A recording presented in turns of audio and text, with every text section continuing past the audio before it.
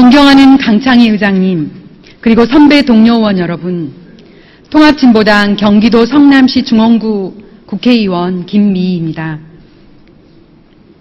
정치개혁특별위원회에서 제출한 공직선거법 일부 개정 법률안에 대한 깊은 아쉬움을 가지고 이 자리에 섰습니다.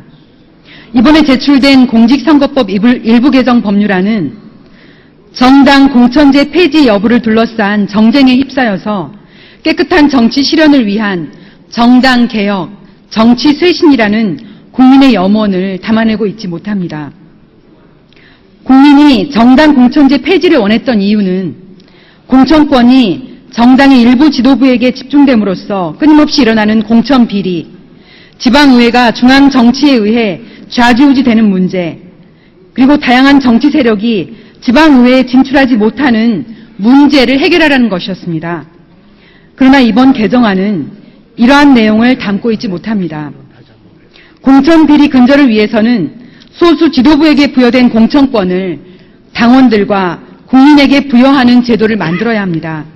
그런데 이번 개정안은 정당 내 공천 과정에 대한 혁신이 없이 공천 비리에 대한 처벌 조항 강화만을 담고 있습니다.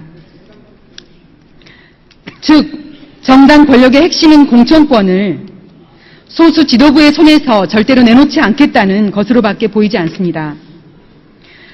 또한 이번 개정안은 선거구 획정을 통해서 광역의원 13명, 기초의원 22명 중원으로 총 35명의 지방의원이 확대됩니다. 그런데 지방의원 확대에도 불구하고 비례대표 의원은 광역의원 단 한 석의 증가만 있을 뿐입니다. 여성 및 소수자, 다양한 정치 세력의 정치 참여 확대를 위해서는 비례대표 의석 확대가 가장 유력한 수단입니다. 현행 국회의원 비례의석은 18%로 비례대표제는 여성, 청년, 장애인 등 정치 기반을 만들기 어려운 계층의 정치 참여를 확대해 왔습니다. 또한 비례대표제는 표의 등가성 실현, 유권자의 사표 방지 효과를 가져오면서 지역주의 완화에도 기여해 왔습니다. 현행 비례대표 의석 비율을 30% 이상으로 높여줘야 비례대표제의 취지를 살릴 수 있다는 것이 국회 입법조사처를 비롯한 정치학계의 논의입니다. 그럼에도 불구하고 이번 개정안은 현행 10%에 불과한 지방의회 비례대표 의석의 확대가 없이 의원 정수만 늘려놓았습니다. 마지막으로 국민의 참정권 보장을 위한 여러 개선안에도 불구하고 근본적인 대안을 담고 있지 못하고 있습니다.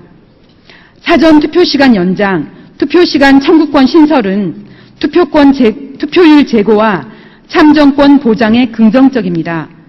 그러나 이 또한 미봉책으로서 노동자의 투표권 보장을 위해서는 현행 공휴일로만 지정된 선거일을 유급 휴일로 지정해야 합니다.